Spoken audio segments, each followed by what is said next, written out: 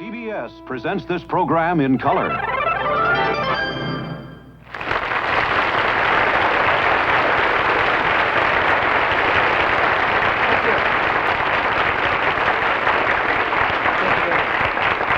Thank you and good evening, ladies and gentlemen, and welcome to another of the Smothers Brothers Comedy Hour shows. Yes, and tonight we have, hey, wait a minute. Go ahead. No, they can't tired of reading those cue cards.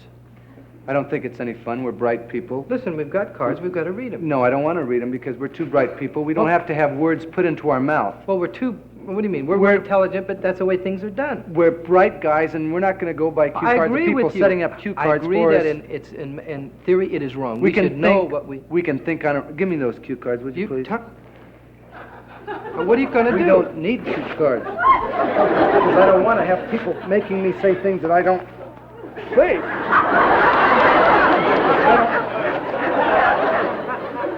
There, now.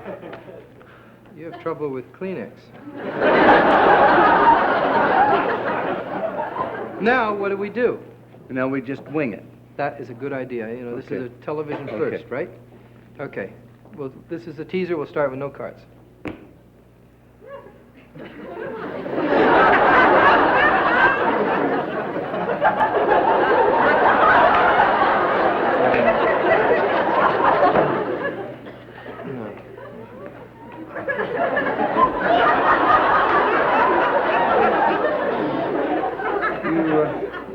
You got any Scotch tape? It's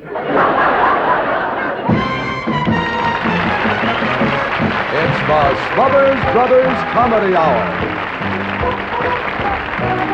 With guest stars Arthur Godfrey, Jackie Moms Mabley, the Bee Gees, Pat Paulson, the Jimmy Joy Singers, the Louis Dupont Dancers, and Nelson Riddle and his orchestra. From Television City in Hollywood, ladies and gentlemen, meet the Smothers Brothers.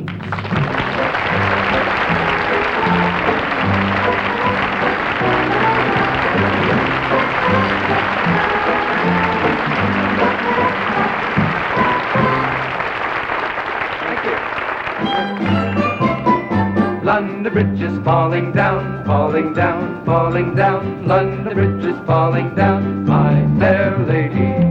London Bridge is falling down, falling down, falling down. London Bridge is falling down, my fair lady. London Bridge is falling down, falling down, falling down. London Bridge is falling down an eighth of an inch a year. Wait, hold it, Tommy. That's not how the song goes. Yeah, but that's how much the bridge is falling down. An eighth of an inch a year. That's absolutely right. The bridge in London, the London Bridge in London, is falling down at the rate of an eighth of an inch each year. That's right. An eighth of an inch, though, isn't very far to fall a year. No, it isn't actually very far to fall, but see, the bridge is not falling. It's sinking into the mud. But they're going to replace it, Tommy, with a brand new, bright and shiny steel and concrete bridge. What? That's a shame. It's such a beautiful old bridge. Yes, Tommy, it is beautiful, but it's inadequate to handle the traffic, and besides, it's becoming a hazard. And besides, this is not the first London bridge that has fallen down. You see, the new bridge will be the fourth bridge to be erected at the same site. I didn't. Well, it's true. It's true. There have been bridges there for well over 2,000 years now, one after another. The Romans built the first bridges there. You understand this? They built them out of wood, and they kept falling down, falling down. However, the one in the nursery rhyme, the one we just sang about, Tommy, that fell down. It was built in the year of 1014. Oh, yeah. Actually, it was not falling down. It was pulled down in a battle between the Saxons and the Vikings. Well, I'll be And the bridge that replaced it, the bridge that replaced the one in the nursery rhyme, was built out of stone and in the 12th century, and that was the one with houses and stores and even a church on it. Well, I'll be darned. And that bridge lasted for over 600 years. Yes, strange as it seems, 600 years, and some of the houses fell into the river. But the bridge itself did not fall down until 1812. That's fantastic. And that bridge, Tommy, that bridge that is falling down right now was the one that replaced it in 1821. I just don't believe how interesting that is. It certainly is. So the London Bridge is falling down, Always. They're always falling down. But what is important to remember, that this old bridge, beautiful as it is, will not be destroyed. The English government is going to sell it to the highest bidder. Well, I bet there's... Then I bet you there's a lot of smooth talkers running around London if they're going to sell it to the highest bidder. Smooth talkers going around saying, hey, buddy, you want to buy the London Bridge? To play off the old joke, you want to buy the Brooklyn Bridge. Remember that? It certainly is a play off an old joke, yes. But besides selling it to the highest bidder, Tommy, they'll also take into account how the bridge will be used. Well, I'm sure that if an American bought it, American would buy the bridge. Americans would use it wisely. Well, they would use it in an American manner. How would they use it? Probably bomb it. No. I'm just kidding. We'd probably make a hotel out of it or maybe a drive-in. That's like not that. as ridiculous as you may think. You see, the city of Long Beach, I think everybody is aware of this, Yeah. the city of Long Beach, California, has bought the Queen Mary, and they're turning that beautiful old vessel into a hotel and convention center. And the sale and the purchase of landmarks, Tommy, is very big business nowadays. I know someone who could buy the London Bridge just like that. Who? Howard Hughes, that's who. Tommy, he has a lot of money, he could buy it, but he's busy buying up Las Vegas, you see. Yeah, but maybe he'll buy the London Bridge and put it in Las Vegas. But that's ridiculous. Why would he want to put a bridge in the desert?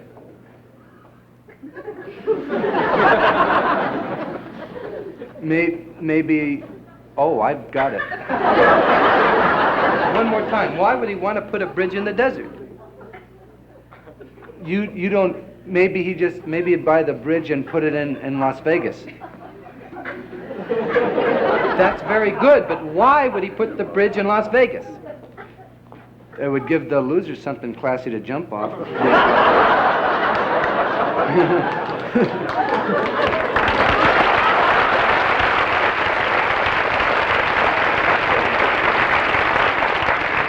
Hey, well, I got even a better idea. If I had the money, get this. If I had the money, I'd buy the bridge myself.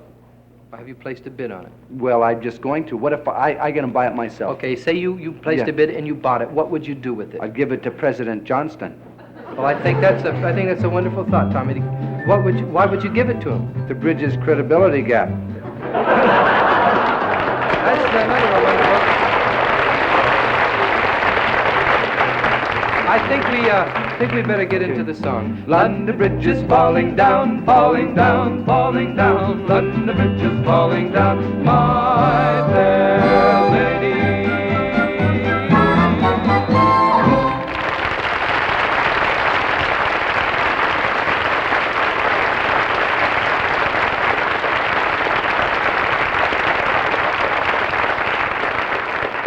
Thank you very much, ladies London and gentlemen. Bridges, boy, that sure brings... welcome to the show, and thank you very much. London Bridges sure brings back a lot of my childhood memories, boy. It does? Yeah, childhood. That's strange. I never thought you left. Well, childhood All right, memories, Tommy, I there's think a it's lot. time to introduce the Bee Gees. My favorite group. Mm-hmm. The Bee Gees are one of the fellows I happened to be able to meet in London last... You met one of the Bee Gees. One of the Bee Gees Yes. in London and during Christmas time, and they're the biggest thing over there and the biggest thing here, and they're very talented young And this men. is their first appearance now. And this is the first time they've appeared on television in the United States. So, ladies and gentlemen, let's give a warm hand. Very talented group of men, the Bee Gees.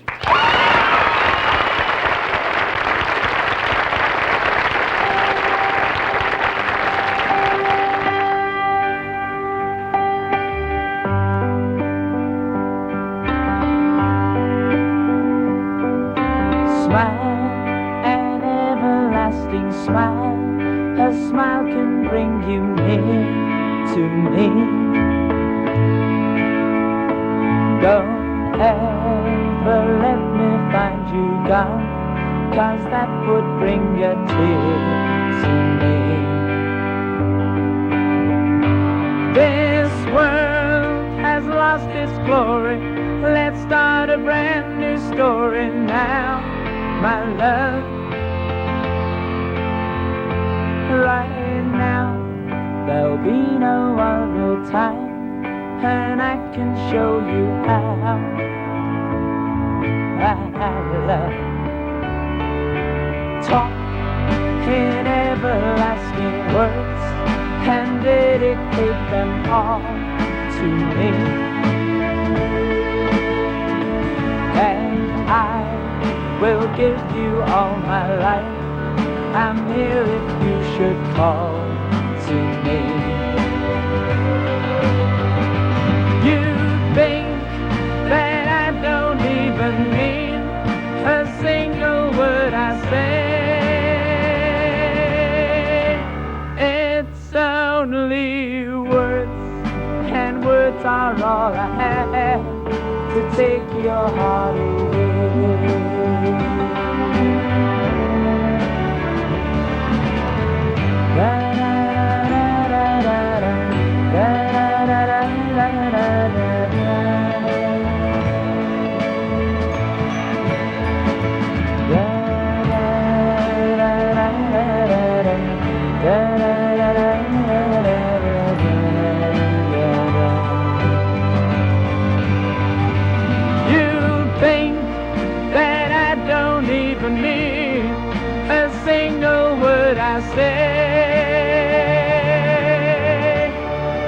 It's only words, and words are all I have to take your heart away.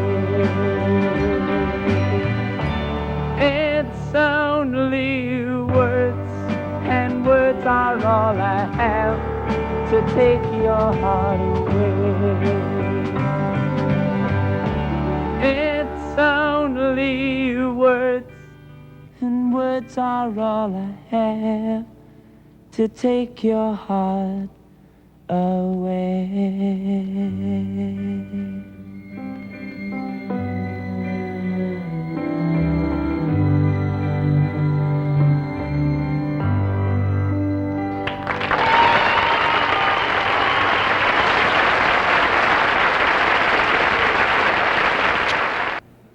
Now, ladies and gentlemen, it's time. I don't know what's funny. You know, write in, we'll tell you what's funny. Now, ladies and gentlemen, it's time to meet our special guest star, one of the true giants of the broadcasting industry. And I mean this, he's a great fan of mine. Mr. Arthur Godfrey.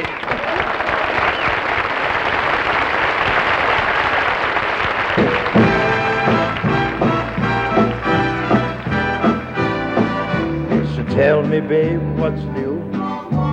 How's the scene with you?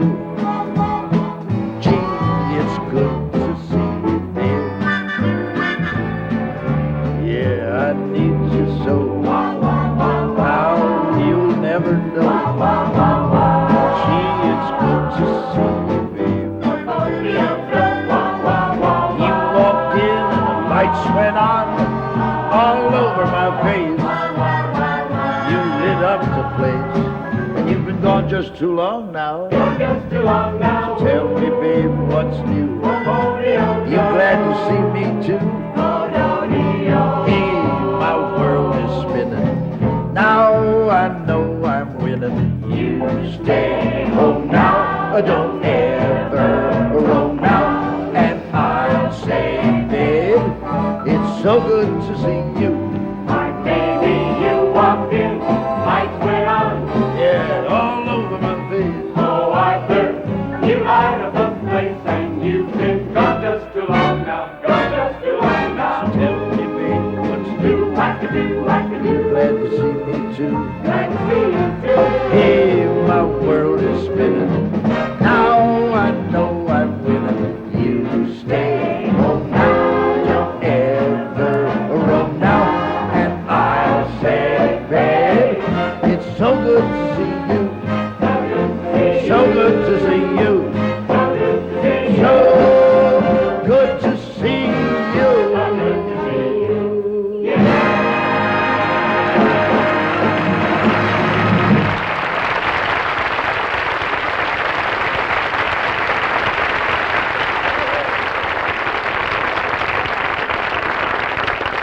It's a pleasure to have you. That's great. Thank you. I enjoyed that song, and that's a great group. They sure are. That's for a lot fun of and fun. games. And it's a pleasure to have you on the show. When do we get to the games? The games are later. You're a dirty old man, aren't you? Well, we need more of those. I was going to say to you before we got sidetracked that Arthur, you're one of the the real pioneers, the first one to make a big thing out of talking, just talking on radio, and then you were the first one to do a big thing just talking on television. Well, that's very nice of you. I think it's a little misleading. I wasn't the first one to talk. There was Jack Benny, Edgar Bergen. But see, that's different. They were comedians. See, you were the first one just to talk. Well, it was not the first talker. It was Gabe Heater, Lowell Thomas. Yeah, but see, they were newsmen. You can't compare what you did to them. I mean, see, you were the first one to just sit around and waste time and talk. I mean, well, maybe you're right. But I think you fellas do a pretty good job of that every Sunday night yourself. No, thanks a lot. I know what you mean. Thanks a lot for, coming from you, Arthur. It's really important. You old teabag. Tom, I really do enjoy the show. And I'm delighted that you asked me to be here tonight because I would like to play a musical number with you. Are you serious? Oh, very. I've always admired your musical dexterity and your instrumental virtuosity. Just what do you mean by that? I mean that you play very well. Oh, well, thank you very much. And my brother and myself have always admired your infinitesimal capacity and your incredible virginity, too. What do you mean by that? What do I mean by that? You dirty young man. Wasn't the same thing. Hey, Dick. Dick, come on out. Arthur wants to do a number with us. Richard. Oh, fantastic. Hi, Arthur. Good to see you. You want to sing a number together? Yeah, right. Okay. I love it. Okay, can you bring out the instruments? Come on, guys. Hi, Clutch. Is there anything else I can do for you? Well, like the man said, I'm just a talker. Don't believe it. Thank you, dear. Just a Now, second. what song are we going to do? Well, I'd like to do a song that I've been kind of identified with over the years. A little thing called Two Fat Polka. Oh, that's a great song. I like that song. I'm just looking for my guitar pick, but I don't have it. You don't have a pick? Do you have a pick? I just happen to have one right here. Just happen to have one. Thank you very much. I got it. Anyway, we're going to do Two Fat Polka. Okay, let's go. Yeah, but that's a controversial song, and that's one reason we always like to be on the show. We always like to do controversy, and controversy is a Yes, white and problem. may I interrupt and congratulate you and tell you how much I really enjoy what you fellas do. This show has a point of view, and you have the courage of your convictions, and I wish to congratulate you always. You do a beautiful job.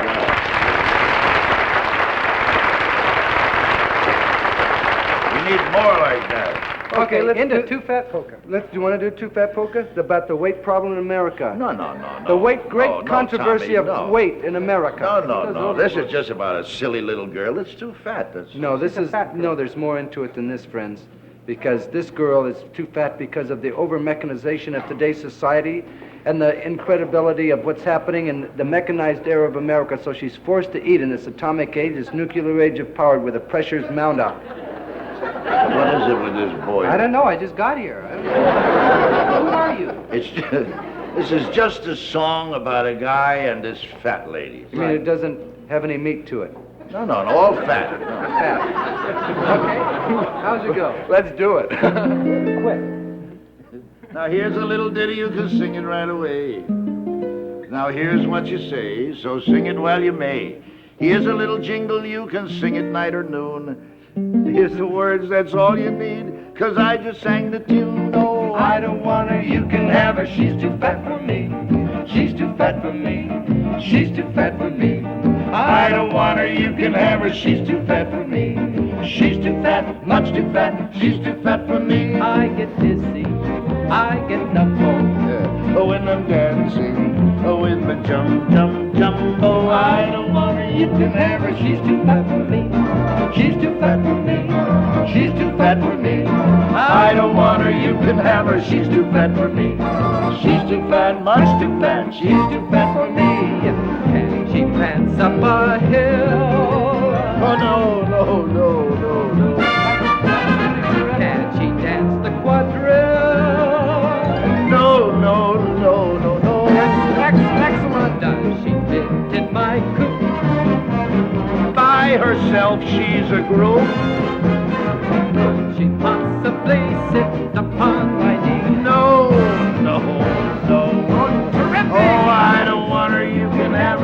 too fat for her. Let me cook her now. She's just right for me. Oh, she's too fat for me. I sure want her. You can't have her. She's just right for me. But she's too fat. She's not too fat. She's just right for me. Hey!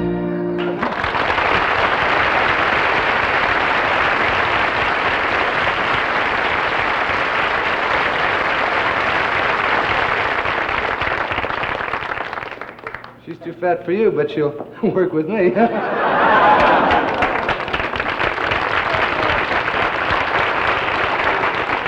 You know, sometimes, Dick, I think we're too fussy.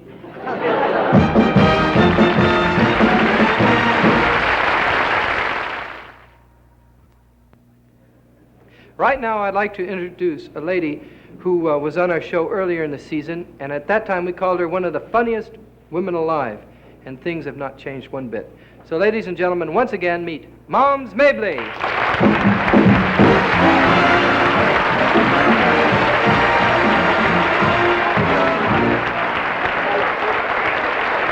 Hello, darling. Hey, how are you, Mom? Oh, Mom, just fine. It's you know great what? to have you back. And it's great to be back, Dickie. I'm happy to be here. Thank you very much. See, you still got that dumb brother of yours? You mean Tommy, right? Yeah, old Echo Head. No, Eckerhead's still here, but how about you? Now, what have you been doing since you were on the show last? After I was on this show, everybody wants old Mom. Oh, yeah? I said, no, I belong to Tommy and Dick. I can't work for you. I even I was asked to do a television program called The Wonderful World of Color.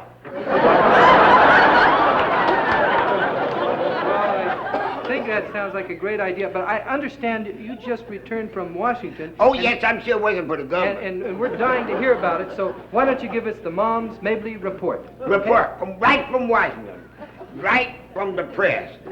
Mom just can't, of course everybody know I work in the government, you know. Well, they don't pay me, you know, I'm just kind of good, you know, for my country, you understand what I mean? So they said for me to come down there, and I grabbed the plane and went on down there, and I said, listen, Linda. I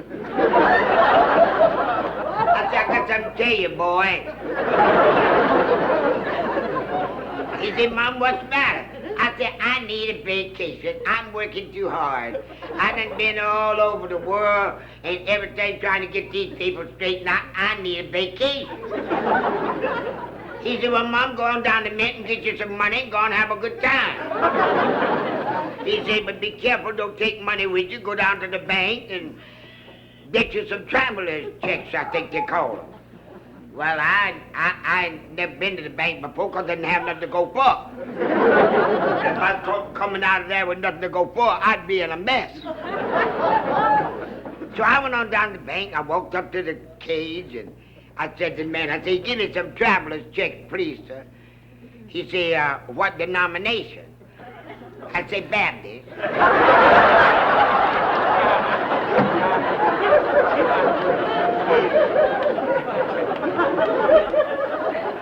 Little boy walking down the street crying his little eyes out. Old man walks up to him. Say, son, why you cry like that? Why you cry so hard? He said, 'cause I can't do like the big boys do.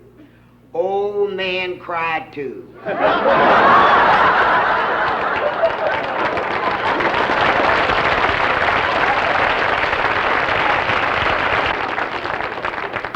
After I got my traveler's checks and went on down, I went down home. You understand what I mean? I heard things had changed quite a bit, so I went down there.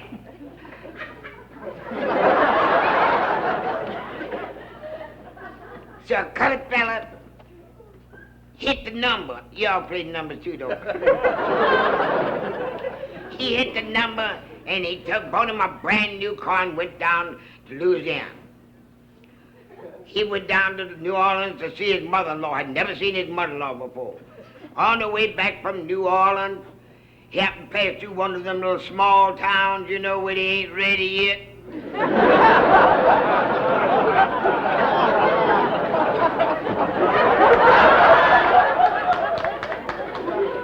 Drives up to the gasoline station. He said to the man, said, fill it up, fella. He said, who are you talking to, Paul? I said, fill it up, fella. He said, you know where you're at. Say, you're in Louisiana. And say, to give you a demonstration and let you know you're in Louisiana, he reached in his pocket and got out a silver dollar, flicked it up in the air, out with his 44, put 5 bullets in it before it hit the ground. Colored fellow looked around at his wife and said, Alice, hand me one of them apples out of that basket out there in the back seat. Colored fellow took the apple, throwed it up in the air, reached in his pocket, grabbed his razor, peeled it, cut it in 100 pieces.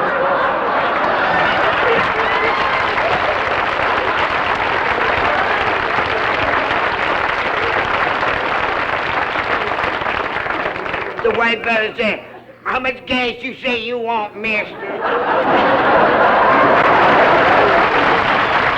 I was telling, like I told, like I was just telling Tommy backstage that I really did. I don't want you children to get Mom wrong.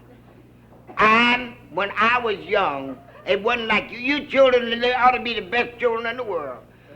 Living in the greatest age, this atomic age, go out with who you want to, marry who you want to, but it wasn't like that when Mom come along. No, you married who your parents picked for you. Spending the rest of your life with somebody that your parents picked. And this old, dead, puny, moldy man.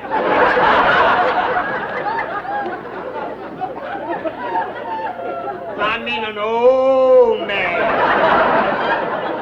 Old man.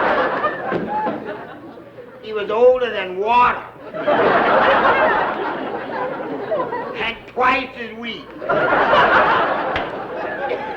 One day he went to pop his finger and broke his wrist. Oh my God, my daddy liked it. I had to marry him. My daddy should have married him. He's the one that liked it. I never forget when we stand up in front of the preacher getting married. The preacher looked at me and said, will you take this man? Some undertaker jumped up and said, I will. He started down the church steps, somebody threw a handful of rice at him and knocked him out.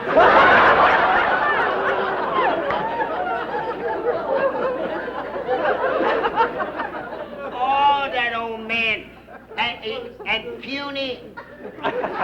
Looked like 6 o'clock, right straight up and down. And ugly. He was ugly enough to sit behind a tombstone and hatch ghosts.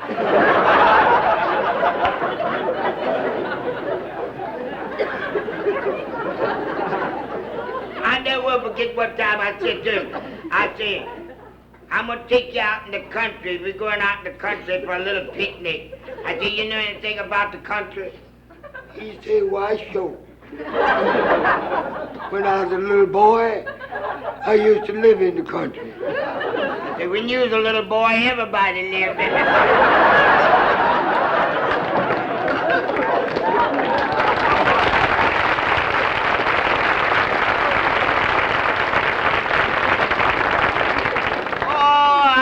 He never would die. Rat poison agreed with it. How come he's beating him rat poison and he got fat? But I say, I shouldn't be talking by him, no. They say you shouldn't say nothing about the dead unless you can say something good. He's dead.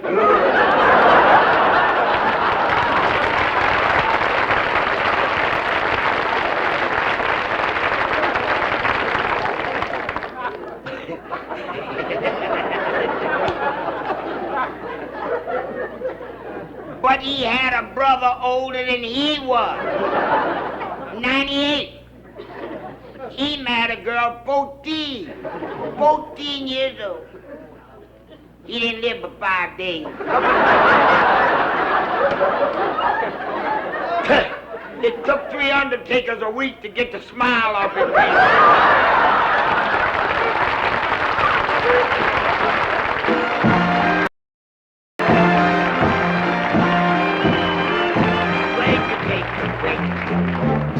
So they get by.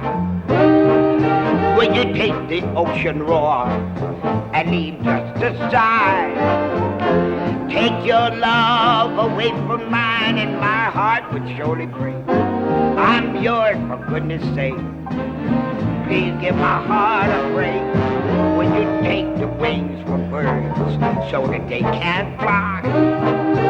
When you take the ocean road and leave just a sigh. Oh, this my heart won't let me do. This is all I beg of you. Don't take your love from me.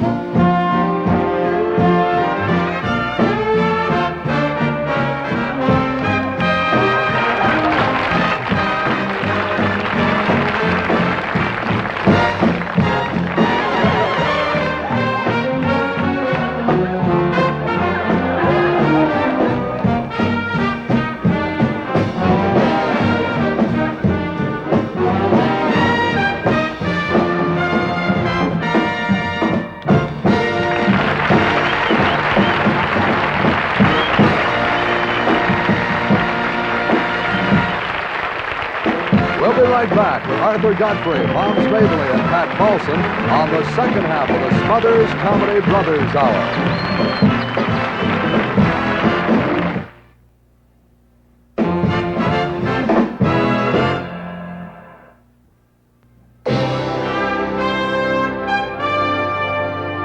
Once again, welcome to Night After Night at the Movies, bringing you the most distinguished and acclaimed motion pictures of the last decade.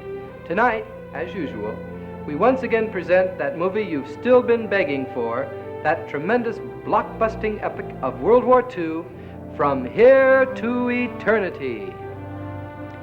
During our last few get-togethers, we brought you the exciting names of the people who were held responsible for making this fantastic yet timeless motion picture. And tonight, we actually will present the film, right after we present this. Mexidron Headache, number 24.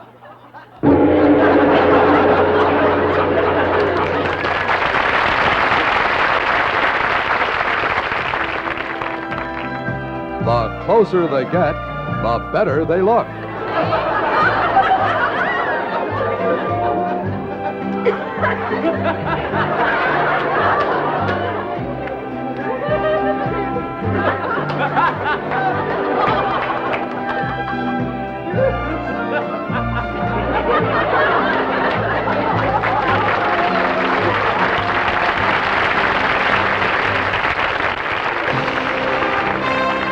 Welcome back to Night After Night at the Movies, and our somewhat tense and provocative story, From Here to Eternity. You know, folks, it's not often that we have the privilege of showing a movie of this magnitude and scope. I must admit that I'm just as excited as you are. So here it is, finally coming into your living rooms, From Here to Eternity, brought to you by the makers of these fine products. Hi there, folks. Your protection is only as good as your insurance company wants it to be. No matter what the problem, no matter what the circumstances, Tall State offers you the most complete, professional kind of protection for you and every member of your household. If it's safety, dependability, and peace of mind you seek, remember, you're in good hands.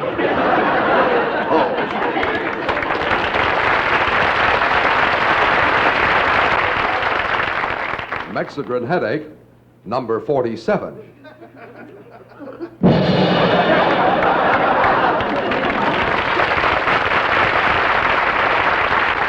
Yes, we of the Swell Telephone System take pride in our service and in our coast-to-coast network of trained and dedicated operators who all have that smile in their voices. Hello, yes? One moment, please. Hello. What the? Hello? Yeah, trying to get a clear circuit for you. Operators who never fail to put your calls through with speed and efficiency.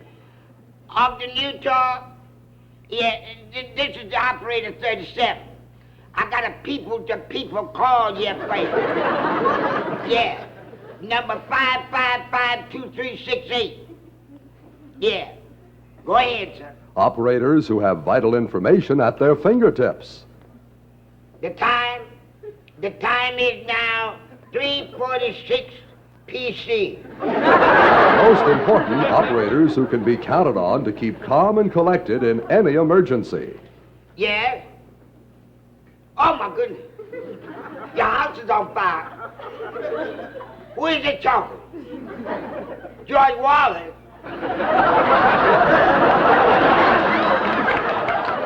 George Wallace from Montgomery, Alabama. Oh, well, you stay right in that house.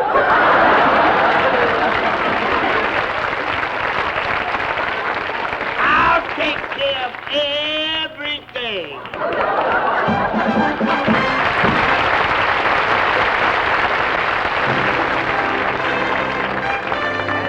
And now back to Night After Night at the Movies and our 2-hour and 37-minute tribute to war and romance, from here to eternity. And now, with great honor, we begin our film.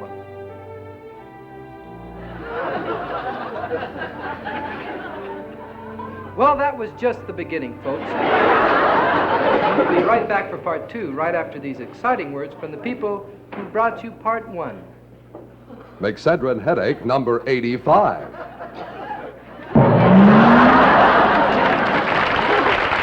Trade a headache for an upset stomach. Introducing the new 7-month cigarette.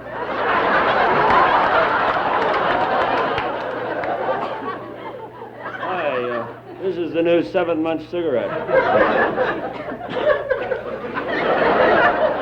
53,000 millimeters longer. Also comes in king size. This filter represents a completely new concept in smoking. Inside are 2 midgets who inhale the tar and nicotine. One of the greatest advantages of these 7-month cigarettes is the box they come in. When you finish smoking the pack, you can use it as a septic tank. Or you can be buried in it. So remember, folks, next time you feel like smoking longer, ask for it by name. Rupture Cigarettes.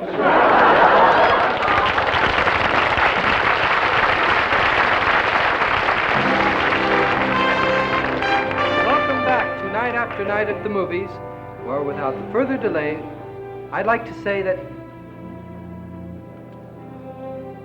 Oh my gosh, folks, where does the time go? But don't fret, we'll be back again and again and again and again with this great film of ours, because, as the saying goes, you ain't seen nothing yet. So good night, and God bless.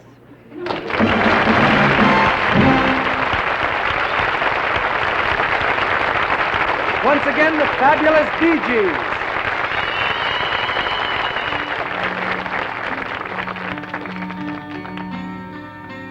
And the rain will fall.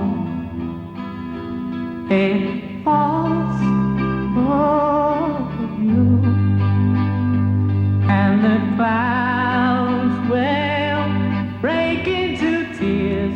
You should be here, standing so near to me.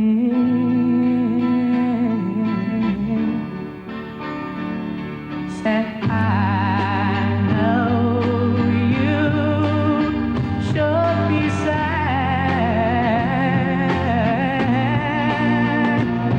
but give me time alone to get it out of my mind.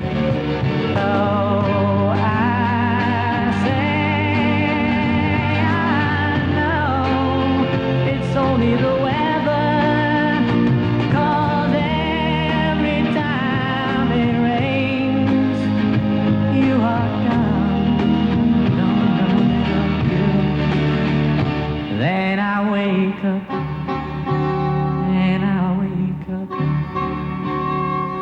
the sun fell shine. If just for you, and the trees, well, talk to the skies, whispering lies, heaven will come to me.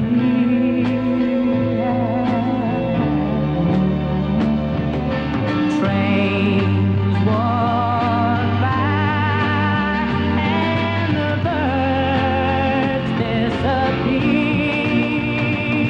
but why am I still here without you by my side?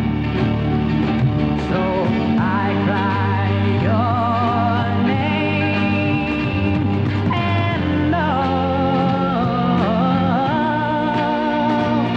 'cause love to me is life, and I'll live. Then I wake up, then I grow up, and the rain will fall. It falls for you, and the cloud will break. It should be clear, and the sun will shine.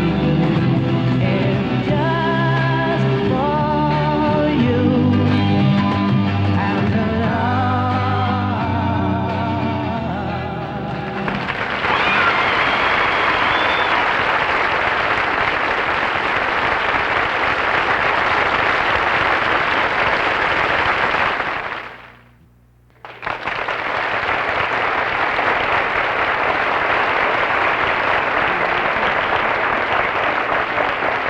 Thank you. Thank you very much. Here's a folk song that hasn't been sung very much lately, and we'd like to do it for you now. Jimmy cracked corn and I don't care. Jimmy cracked corn and I don't care. Jimmy cracked corn and I don't care. I don't care. Now, wait a minute. What's the matter? I don't care. Now, wait a minute, Tom. What do you mean you don't I just care? don't care. I don't like that sign. I just don't care. You don't care about anything? I don't care. Don't you care about the world? You care about the world situation? I don't care. You don't care about that. What about civil rights? I don't care. What about the high taxes? I don't care. Well, tell me, what do you think's the greatest single problem in the United States today? Apathy.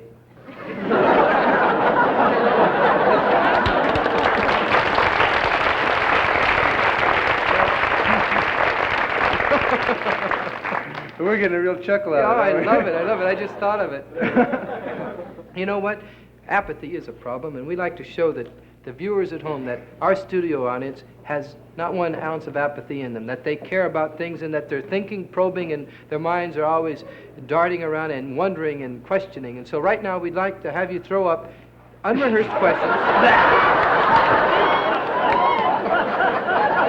That's not quite what I meant, but it's a free country. Throw up questions about anything in particular. You're going to stick to that, aren't you? Well, I committed myself. Any questions from the audience for my brother or myself? Could you stand up, please? Stand up and ask the question. Your show is very controversial in a sense, and I was just wondering if this was a reflection of your personality, if this is your own personal viewpoint of things. Yes, during she asked about the show whether it was a... She said it was controversial in a sense. Yeah. And she asked if it was a part of our own personality, why it is controversial. Is that what you mean? Well, I'm saying, is this a reflection of yourself? Is this show a reflection of our own tastes, personalities, etc.? Our show, we're pretty totally responsible for our show. About the last 2 years, or last year and a half, has been the time when we've become a little bit more aware and felt that something should be said. There's not enough said. And our show isn't that controversial, actually. It's relative to the other shows on television. It's controversial, but it's just the great lack of nothing being said that ours stands out. Yeah.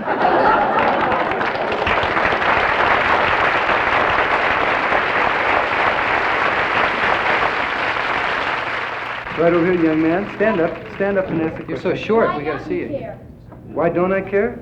Now that is a good question. Here he is. How old are you?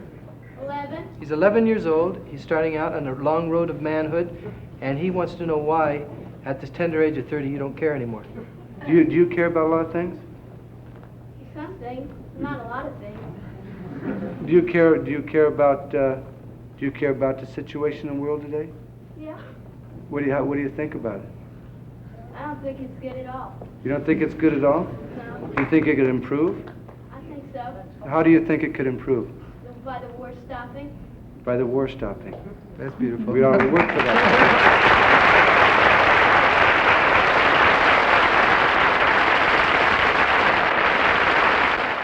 This young lady, could you stand up, please? What does I hear about Pat Paulson running for president? Pat Paulson running for president? Pat Paulson. We could.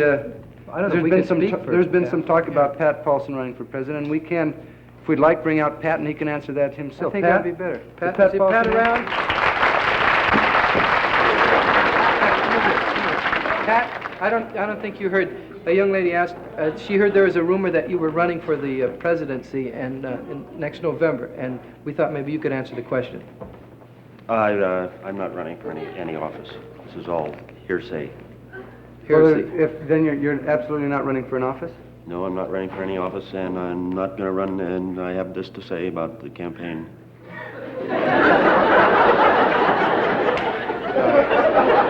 Say about what? It seems that Pat, well, we'll throw it open to questions to the Yeah, audience. any questions you'd Any like to questions ask you'd Mr. like Paulson? him politically oriented, because he is vitally interested.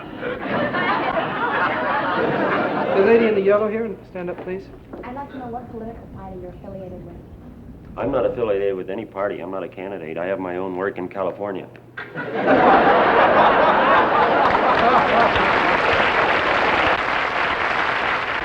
Pat, what do you feel? Well, on the show business question, I'd like to ask you, because I'm interested in politics. I'm interested in the political situation here in the country now.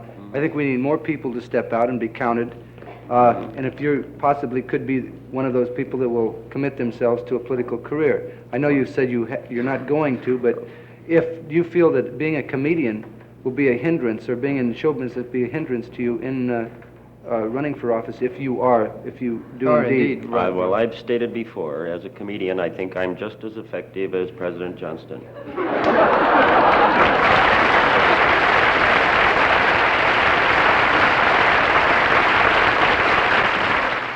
I think that in this country, things are always looking pretty bad. I don't think we have anything to fear but fear itself, and of course, the boogeyman.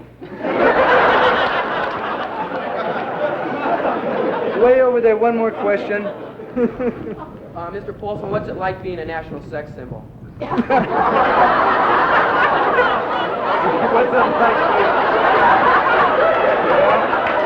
I'd like to repeat the question, Pat. Well, in case it's not heard. He can answer that. What I want to repeat the question. That the question was directed to Mr. Paulson on what it feels like to be a national sex symbol. I haven't as yet reaped any of the rewards.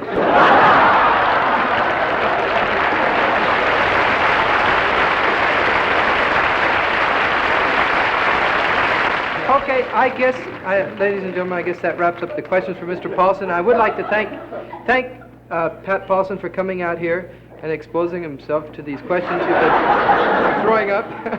And let's have a big hand for a very wonderful American, a man. Pat Paulson is a courageous American with a lot of thoughts, a lot of ideals, and I don't think it would be such a bad idea if a groundswell did happen. I think you'd make a very fine president, because you are interested and you do care about what's happening in the world. Big hand for Mr. Pat Paulson.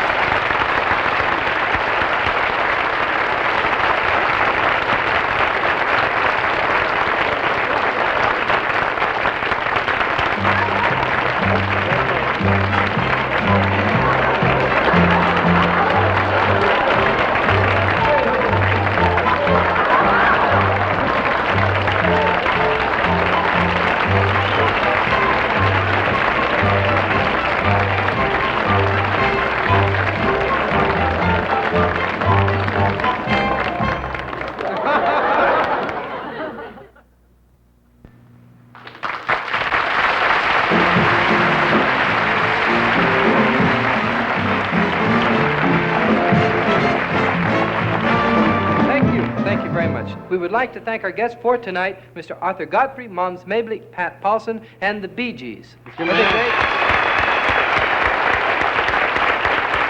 Next.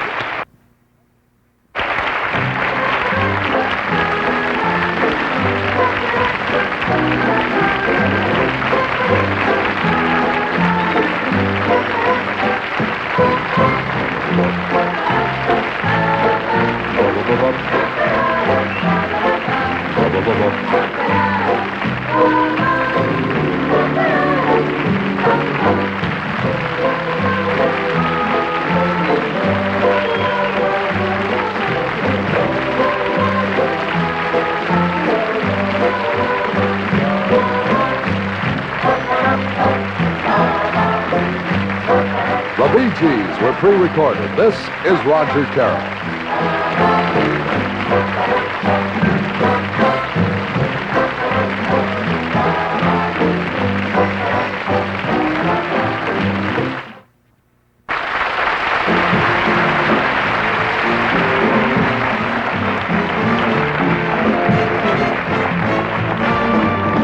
Thank you very much. We would like to thank our guests for tonight, Mr. Arthur Godfrey, Mons Mabley, Pat Paulson, and the Bee Gees.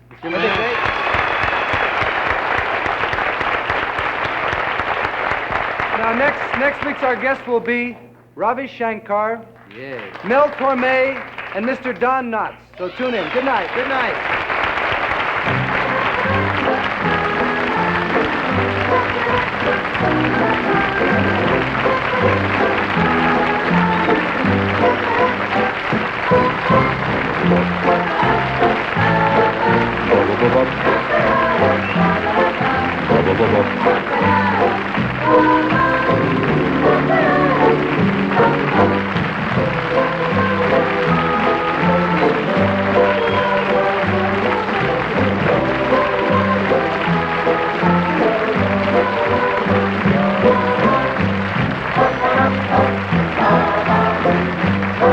The Bee Gees were pre-recorded. This is Roger Carroll.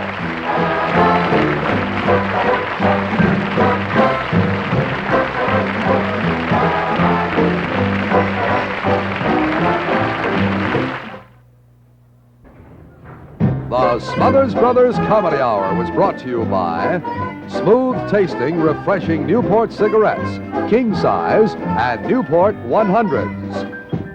And Listerine Antiseptic, the oral antiseptic for your family during this colds-catching season.